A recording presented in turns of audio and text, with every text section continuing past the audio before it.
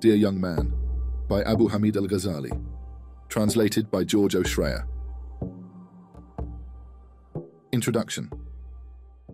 In the name of God, the compassionate, the merciful. Praise unto God, the Lord of the worlds, and the good issue to the pious, and blessings upon his Prophet Muhammad and his family, all of them. Know that a certain advanced student attended zealously to the service of the Sheikh, the Imam, the ornament of religion, the proof of Islam, Abi Hamid Muhammad bin Muhammad Al-Ghazali, the mercy of God upon him, and labored in the acquisition and reading of science, until he had assembled the minutiae of the sciences, and had perfected the virtues of the soul.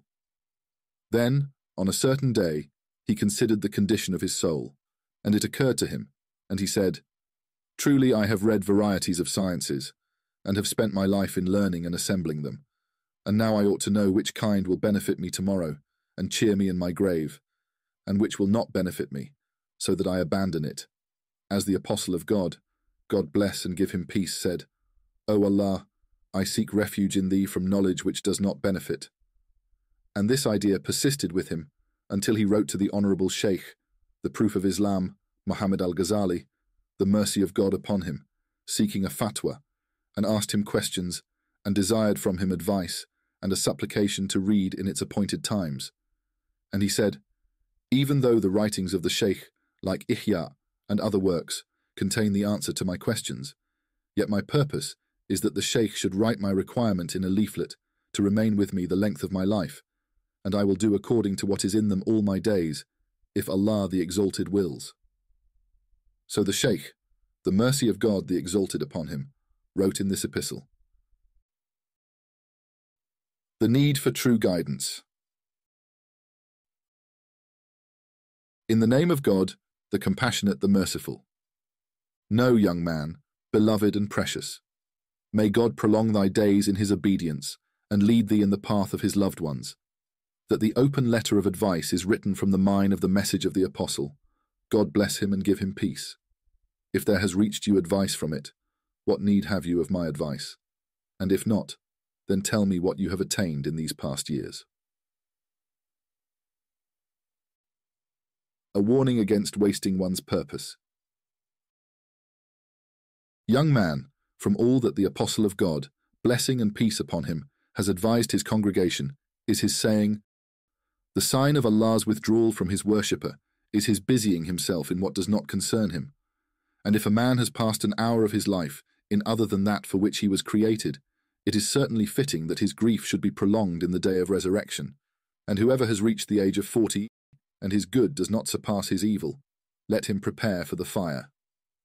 And in this advice, there is a sufficiency in knowledge for the people of the world. Knowledge alone does not save without action. Young man, the advice is easy. The difficulty is accepting it, since it is bitter in the taste of the follower of passionate desire, because prohibited things are cherished in their hearts, especially whoever is seeking formal knowledge and is busying himself about excellence of science and the improvement of the soul and jurisprudence and the praises of the present world, for he accounts that knowledge alone is a means in which will be his safety and his salvation, and that he can get along without work. And this is the belief of the philosophers. Praise the great God. He does not know this much, that when he acquires knowledge, if he does not work according to it, the indictment against him is certain. As the Apostle of God, God bless him and give him peace, said, The person most severely punished on the day of resurrection is the learned one whom Allah the Exalted does not benefit by reason of his knowledge. It is told that Junaid, the mercy of God upon him, appeared in a dream after his death, and it was said to him, What is the news, O Abu Qasim? He replied, Perished are the explanations, and vanished are the illusions. Nothing benefited us except the prostrations which we made in the middle of the night. The necessity of action with knowledge. Young man, do not be bankrupt of works, nor empty of states. Be assured that knowledge alone does not strengthen the hand. A parable of this is, if a man in the wilderness wore 10 Indian swords and other weapons, and the man were brave and a warrior, and a terrifying lion attacked him, what do you think? Would the weapons ward off the evil from him without his using them and thrusting with them? It is perfectly obvious that they would not ward it off, except by activity. Just so, though a man read 100,000 scientific questions and understood them or learned them, they do not benefit him except by working. And similarly, if a man had fever and jaundice, his cure is in oxymel and barley broth, and he will not regain his health except in their use. Though thou measure 2,000 bottles of wine, unless thou drink, no thrill is thin.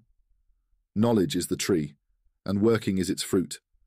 And though you studied 100 years and collected 1,000 books, you would not be prepared for the mercy of God the Exalted, except by working, as God the Exalted said, and verily nothing shall be reckoned to man but that for which he made effort. And whoever hopes to meet his Lord, let him work a righteous work, a recompense according to what they have done, a recompense according to what they have earned. As for those who believed and do the right things, there was for them the gardens of paradise as an abode. But others have come after them, they have neglected prayer and have followed lusts, and they shall find evil, except whoever turns and believes and does a good work. These shall enter the garden and be wronged in nothing. And what do you say as to this tradition?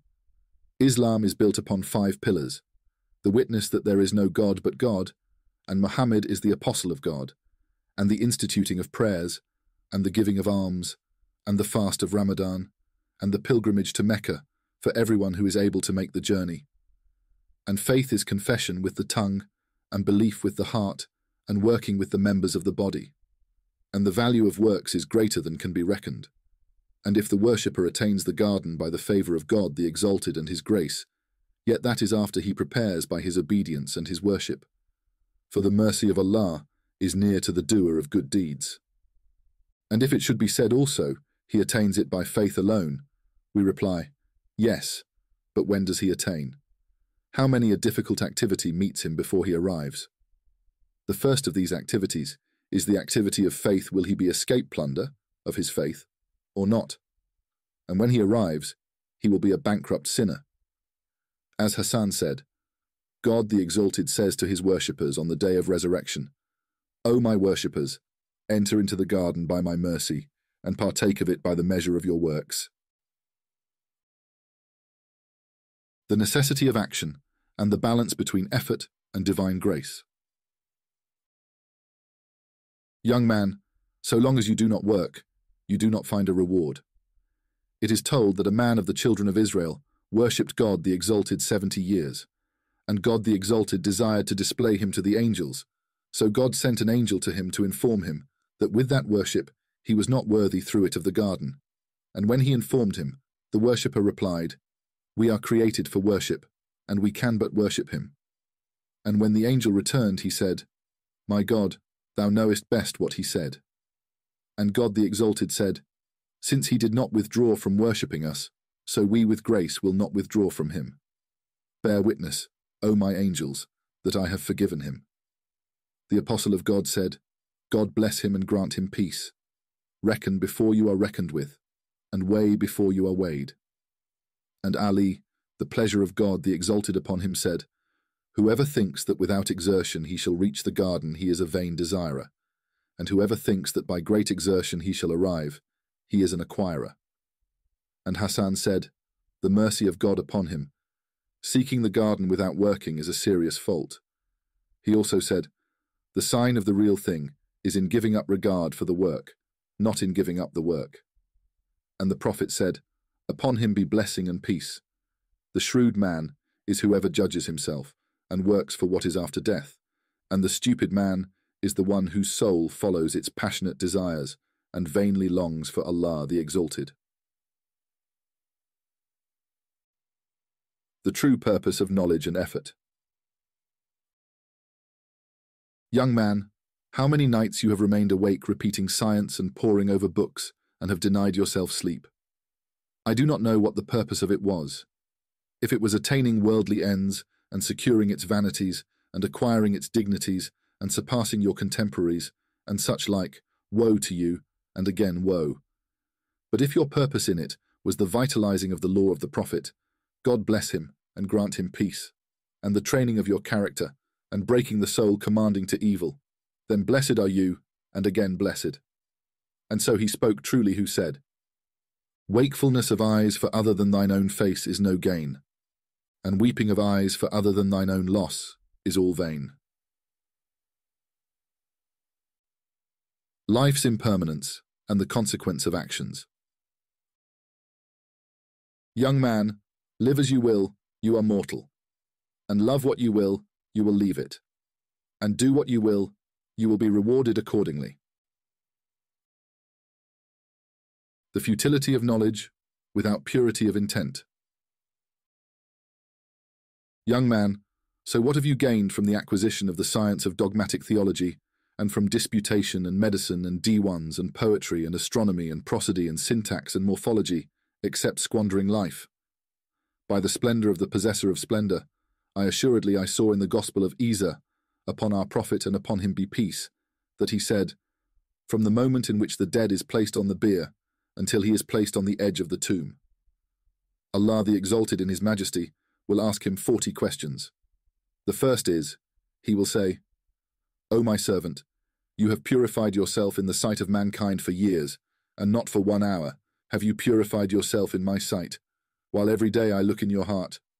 So I say, as for what you do for another, while you are encompassed by my good gifts, are you not deaf, unheeding? Knowledge without action is madness. Action without knowledge is futility. Young man, knowledge without work is insanity, and work without knowledge is vanity. It cannot be. Know that any science which does not remove you today, far from apostasy, and does not carry you to obedience, will not remove you tomorrow from the fire of hell. And if you do not work today, and do not amend the past days, you will say tomorrow in the day of resurrection, Send us back, we will do good work other than what we were accustomed to do. And it will be said to you, O thou stupid one, thence thou comest. Awaken to your purpose, the urgency of spiritual preparation. Young man, let energy be in the spirit, defeat in the soul and death in the body. For your abode is the grave, and the people of the graves are awaiting you at every moment. Take care. Beware lest you arrive without provision for the journey. And Abu Bakr the Veracious said, The pleasure of God upon him. These bodies are a cage for birds, or a stable for animals, so consider for yourself of which you are. If you are of the lofty birds, then when you hear the roll of the drum, return, fly, climbing upward, until you sit in the highest towers of the garden. As said the Apostle of God, upon him blessing and peace, the throne of the compassionate shook at the death of Sa'id bin Mu'adh, the pleasure of Allah upon him. And seek refuge in God, if you are of the beasts, as God the Exalted said, These are like the cattle, but they go more astray. So do not consider yourself safe from removal from a corner of the court of paradise to the depths of the fire. It is told that Hassan al-Basri, God the Exalted have mercy upon him, was given a drink of cold water, and when he took the cup, he swooned, and the cup fell from his hand. And when he recovered, he was asked, What happened, O Abu Sa'id? He replied, I thought of the longing of the people of the fire, when they say to the people of the garden, Pour upon us from the water, for from what Allah has bestowed upon you. They replied that Allah had forbidden these for the infidels. Knowledge must be paired with deeds. Young man, if knowledge alone were sufficient for you, and you did not need work. Besides, then his summons, Is there any who asks? And, Is there any who seeks forgiveness? And, Is there any who repents? Would be lost without profit. It is related that a group of the companions, the pleasure of God the Exalted upon them all, mentioned Abdullah bin Umar, the pleasure of God upon him, before the Apostle of God, upon whom be blessing and peace. He said, An excellent man he, if only he would pray at night. And he said, Upon him blessing and peace, to a man from his companions, O ye, do not increase sleep at night, for much sleep leaves its owner poor on the day of resurrection. The virtue of night, worship and seeking forgiveness. Young man, and awake at night to pray, as a supererogatory service for you, a command. And at dawn they were seeking pardon, a praise, and they who seek pardon at daybreak, a remembrance.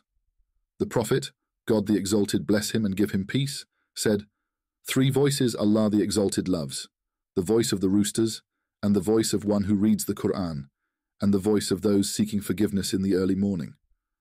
And Sufyan al-Thawri said, Allah the Exalted created a breeze which blows at the time of the dawn, which carries the invocations and the petitions for forgiveness to the Supreme King.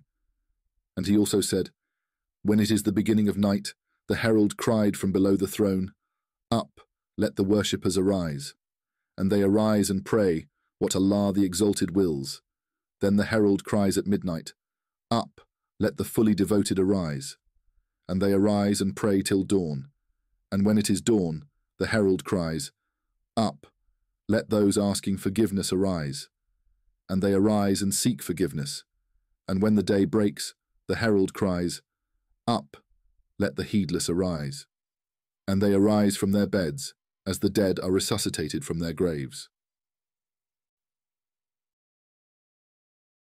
A lesson from Luqman, Awakening before dawn. Young man, it is told in the testaments of Luqman the wise to his son that he said, My son, let not the cock be more clever than you. He cries at the time of dawn, while you are sleeping.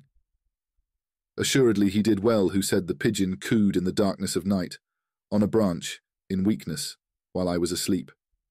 I lied, for I swear that were I his loved, not the pigeons alone, but I too would weep. I think I am lovesick, excessively lovelorn for my Lord, but I weep not, though animals weep. True knowledge, conforming actions to divine law. Young man, the substance of knowledge is to learn what are obedience and worship. Know that obedience and worship are conforming to the law in commands and prohibitions in word and deed. That is, whatever you say and do and omit in word and deed must be in emulation of the lawgiver.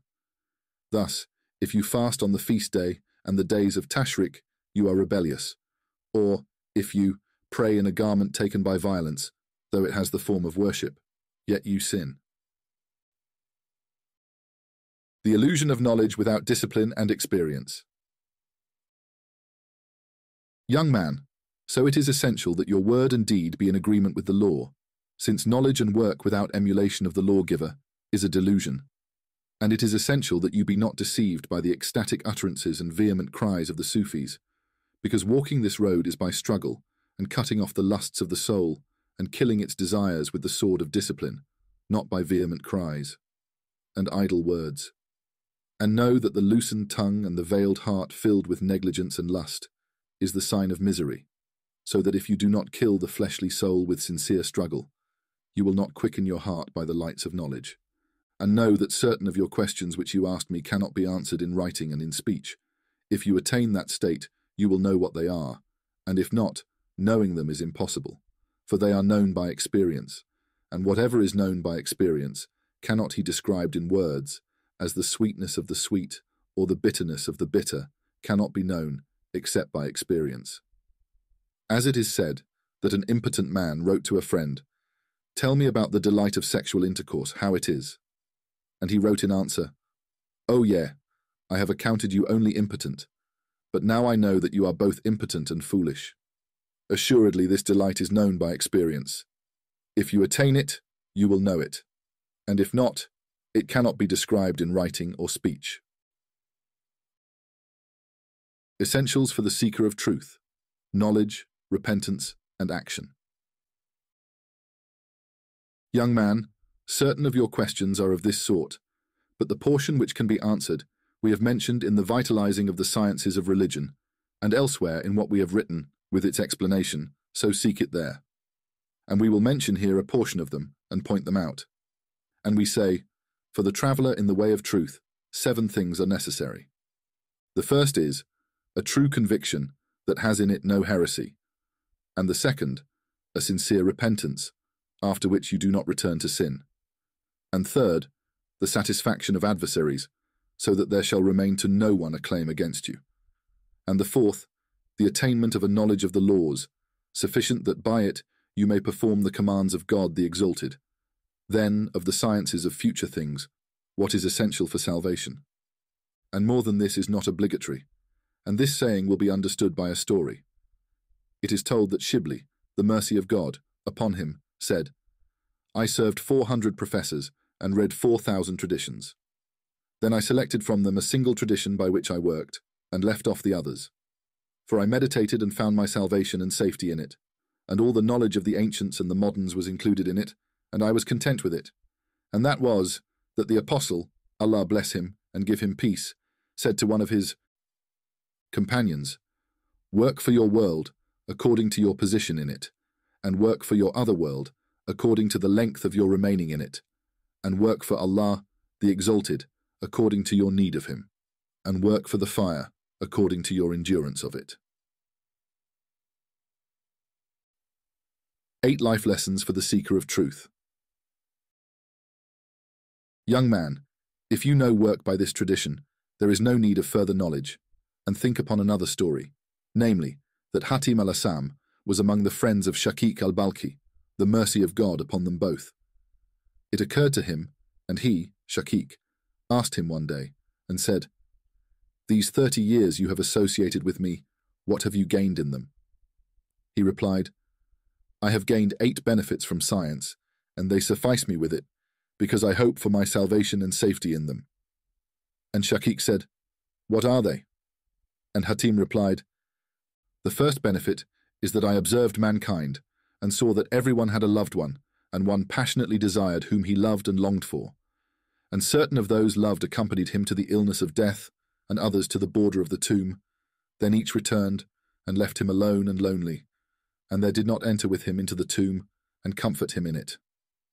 So I considered and said, The most excellent beloved of man is what enters into the tomb and comforts him in it. And I found it to be nothing else than good works. So I took this as my beloved, to be a light for me in my grave, and to comfort me in it, and not leave me alone.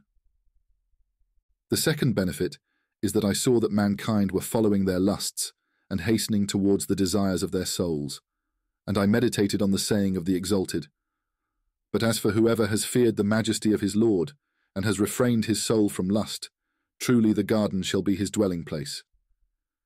And I was convinced that the Quran was sincere truth, and so I hastened to deny my soul, and hurried to combat it, and refuse its passionate desires, so that it became trained to obedience to Allah the Exalted, and it became tractable.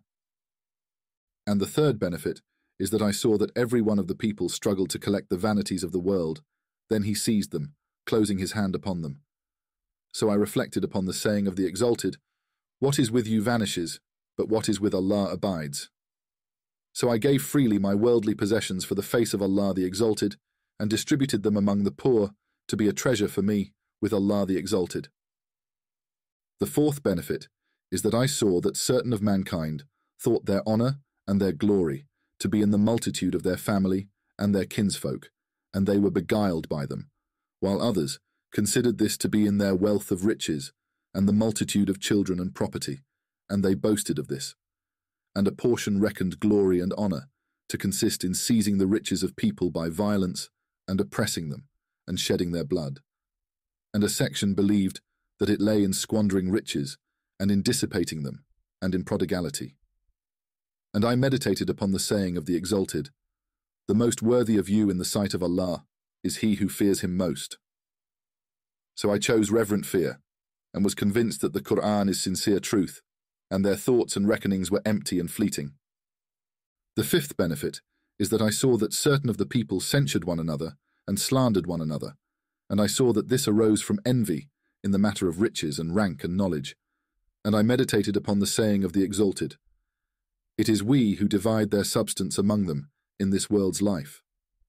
And I knew that the division was from Allah the Exalted in eternity, so I did not envy anyone, and I was satisfied with the distribution of Allah the Exalted.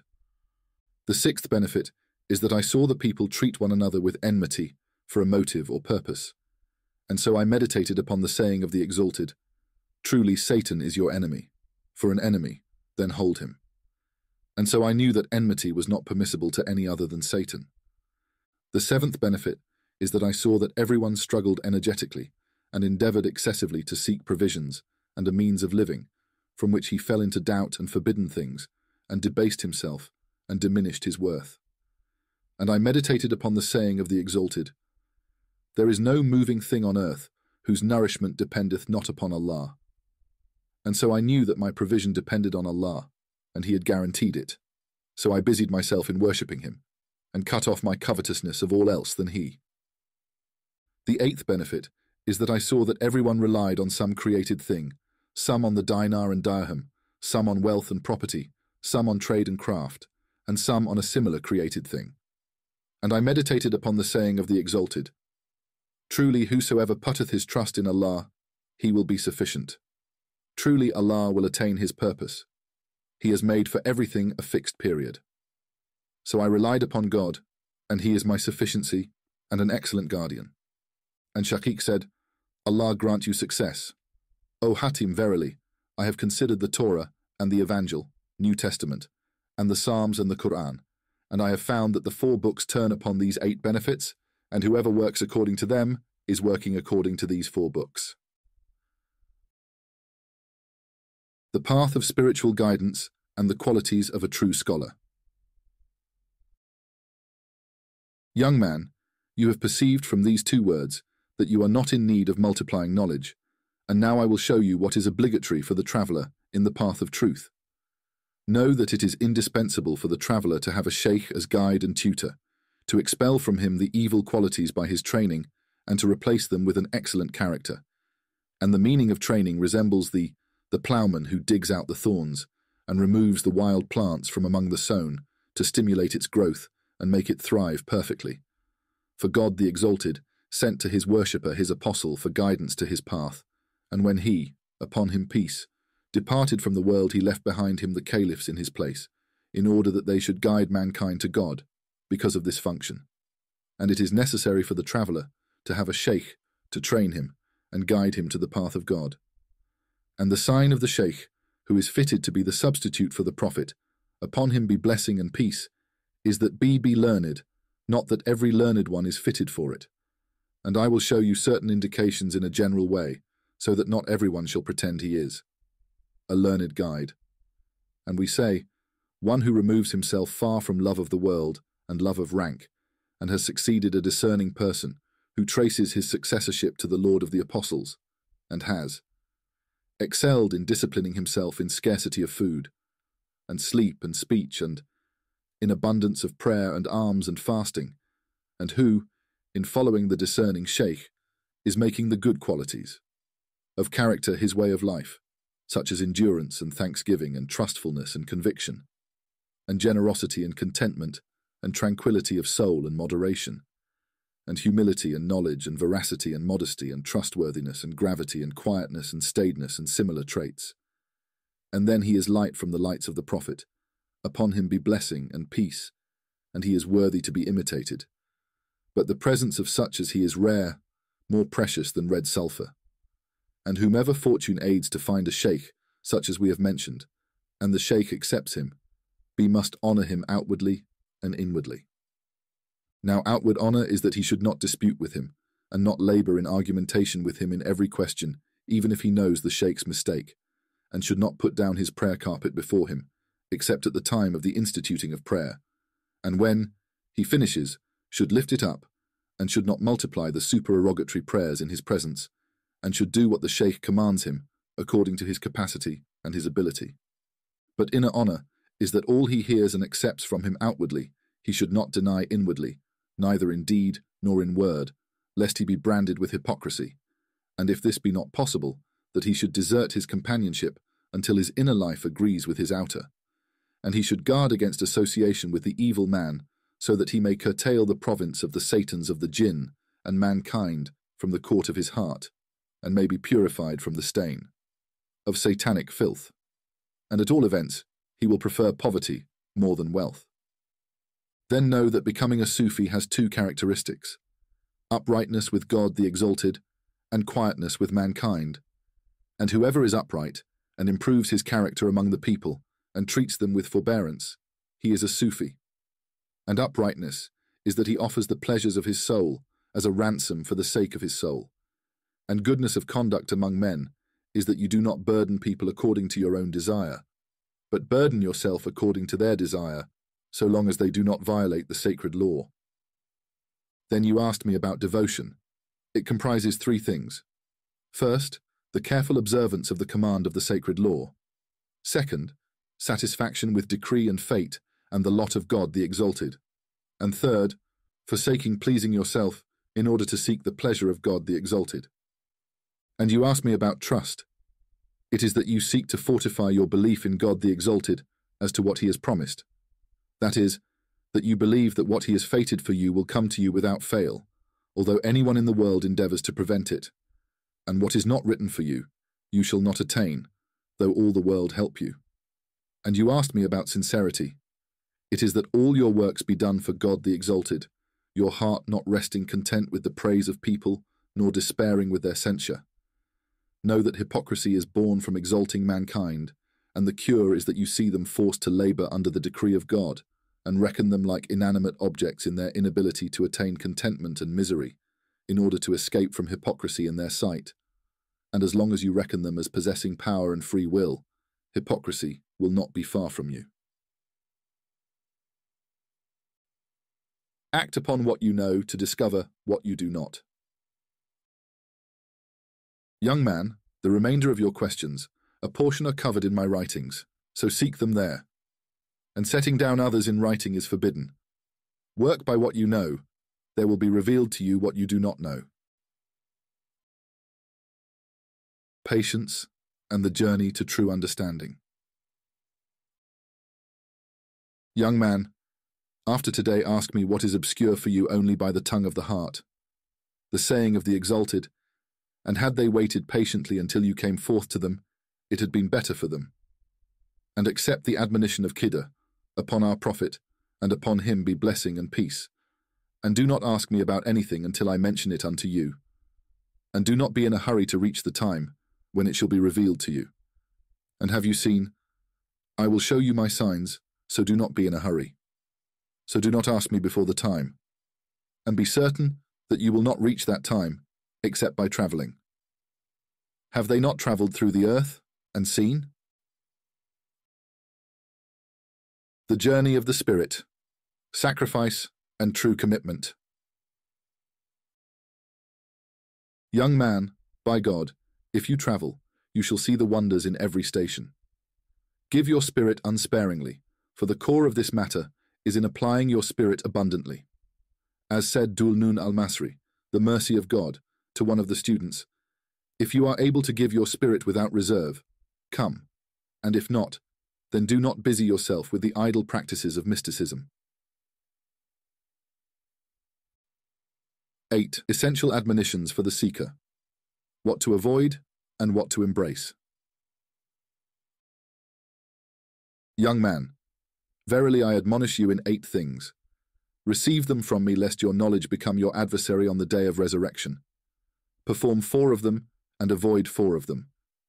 These you are to avoid are, first, do not argue with anyone in any matter, as far as you are able, for in this is great mischief, and its evil is greater than its benefit, since it is the source of every blameworthy quality, such as hypocrisy and envy and pride and malice and enmity and boasting and other such. Of course, if there arises a question between you and an individual or group, and it is your purpose in it that the truth should appear and not be lost, discussion is permissible. But there are 2 signs of such a desire. First, that it makes no difference whether the truth is revealed by your tongue or the tongue of another. And second, that discussion in private is preferred by you rather than in public. And listen, for here I call your attention to a helpful point. Know that the question about obscure points is the presenting of the disease of the heart to a physician, and its answer is the attempt to cure his disease. And know that the ignorant are diseased in their hearts, and the learned are the doctors, and the partially learned cannot perfect the treatment, and the perfectly learned does not treat every sick person, but everyone who will, he hopes, accept the treatment and the cure. And if the weakness is chronic or fatal and incurable, then he will not labor to give medicine, for this is a waste of time. Then know that the sickness of ignorance is of 4 sorts, one curable and the others incurable. Of these which cannot be cured, the first is one whose question or objection arises from envy and hate, and envy cannot be cured, for it is a chronic weakness, and every time you answer him with the best or clearest or plainest answer, that only increases his rage and envy. And the way is not to attempt an answer. One hopes for the removal of every enmity, except enmity arising from envy. So you must depart from him and leave him with his disease. God the Exalted said, "Withdraw from whoever turns away from our warning and desires nothing except the present life."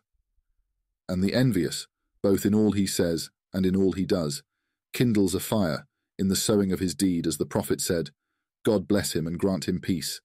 Envy eats up excellences, as fire eats up wood." The second, whose weakness arises from stupidity, and he also is incurable. As Isa said, "Upon him be peace. Indeed, I did not fail in bringing the dead to life, but I failed in curing the stupid."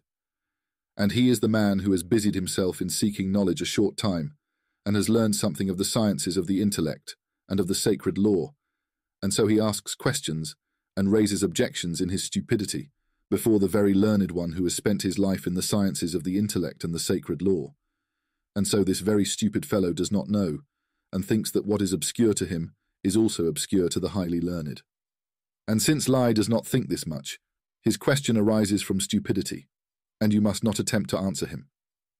And the third is one who is seeking guidance, and whatever he does not understand of the speech of the great ones, he lays to the defects of his own understanding, and his question is in order to seek benefit. But he is dull, and cannot arrive at the truth of things. You must not attempt to answer him also, as the prophet, God bless him and give him peace, said, "We, the company of the prophets, have been commanded that we speak to the people according to their understanding."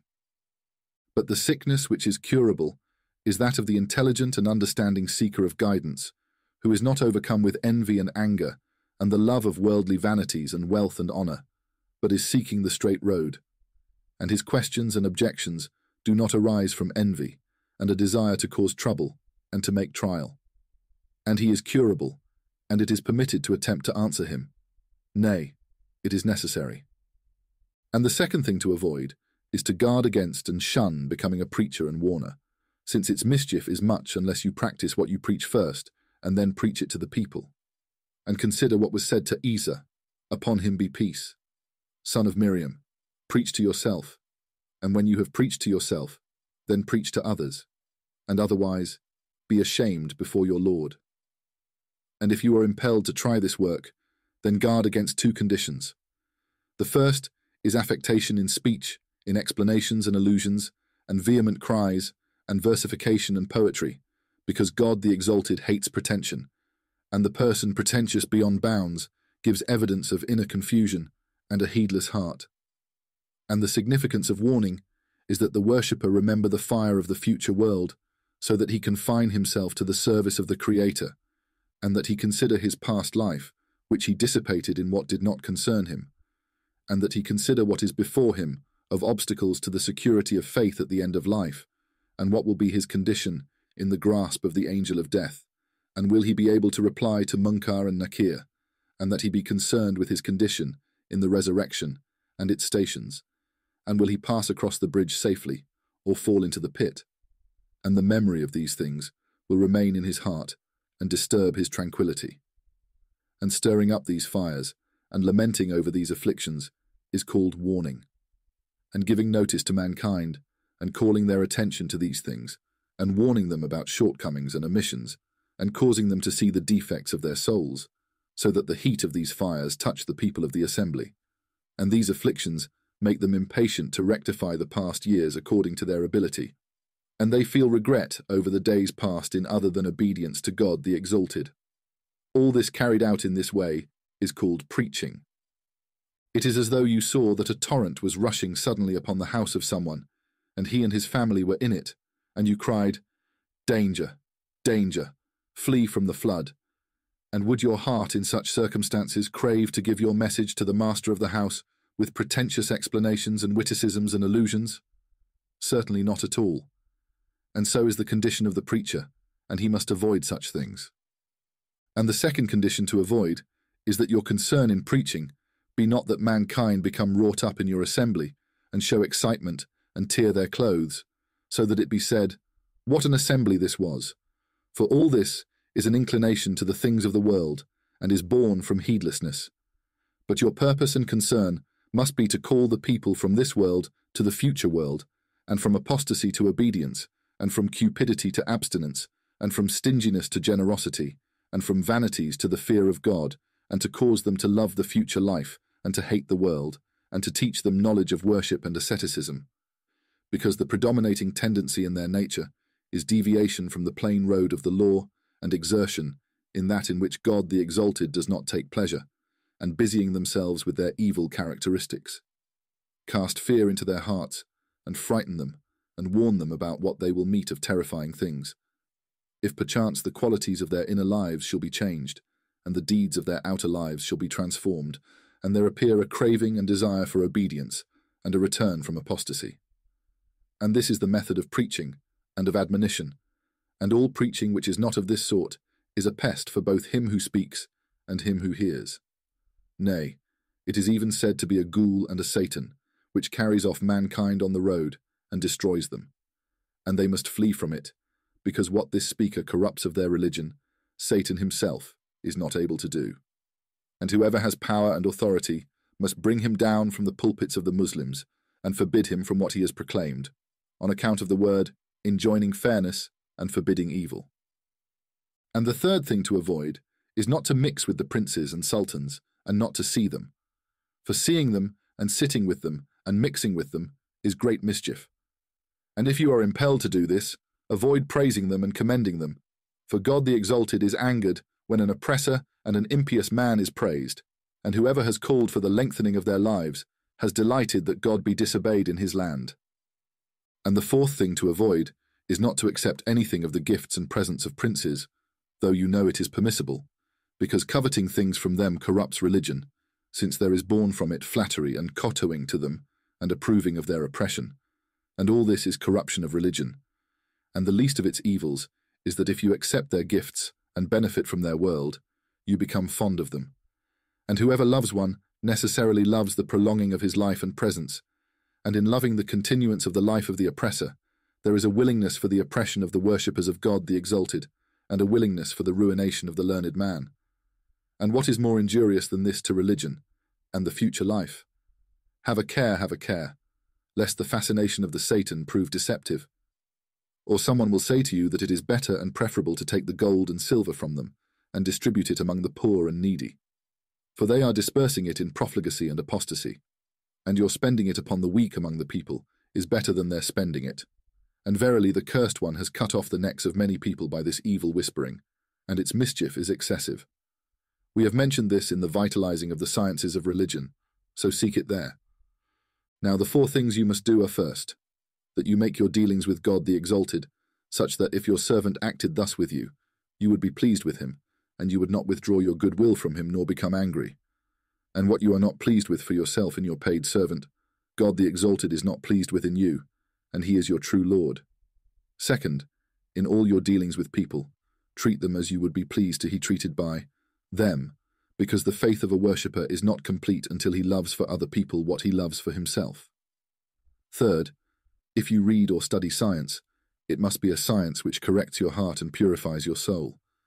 As if you knew that your life would not be prolonged more than a week, necessarily you would not busy yourself in it, in the science of jurisprudence and argumentation, and rudimentary principles and scholastic theology and such like, because you know these sciences would not enrich you, but you would busy yourself in guarding your heart, and in apprehending the attribute of the soul, and removal from the entanglements of the world, and the purification of your soul from the blameworthy moral qualities, and you would busy yourself in the love of God the Exalted and his worship, and in being distinguished with good qualities, and not a single day or night passes upon the worshipper, but that it is possible his death may occur in it.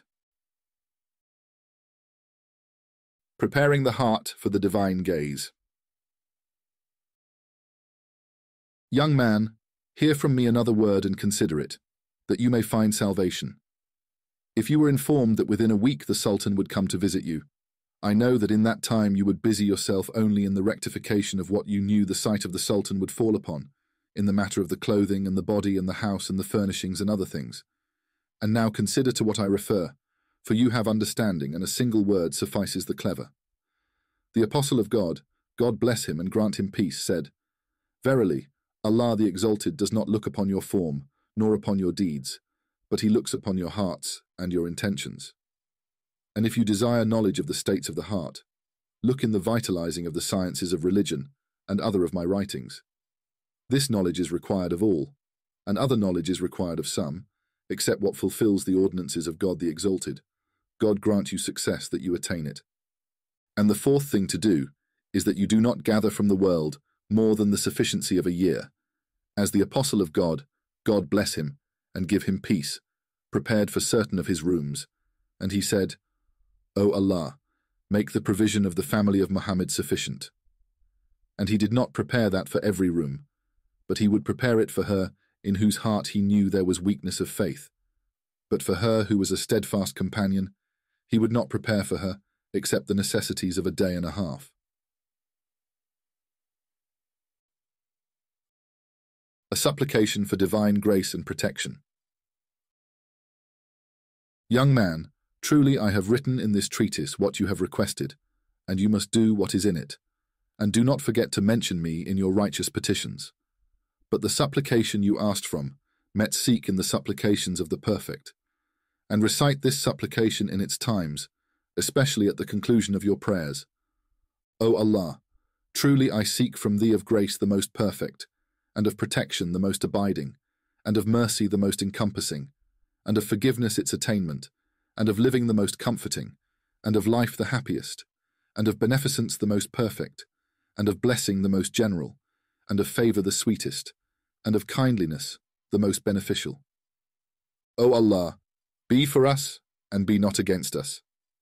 O Allah, seal with happiness our appointed time, and confirm in excess our hopes, and unite in forgiveness our mornings and our evenings, and bring to thy mercy our final state, and what is for us, and pour out the gift of thy pardon upon our transgressions, and bestow upon us the correction of our blemishes, and make piety our provision for the journey. In thy religion is our endeavour, and upon thee is our trust and our confidence. Fix us firmly upon the path of uprightness, and protect us in this world from acts necessitating regrets on the day of judgment, and lighten on us the burden of the sins, and bestow upon us the life of the righteous, and avert and dispel from us the evils, and set free our necks and the necks of our fathers and our mothers from the fire in thy mercy. Thou illustrious one, thou coverer of sins, thou gracious one, thou forgiving one, thou benevolent one, thou mighty one, O Allah, thou most compassionate of the compassionate, and in him we trust.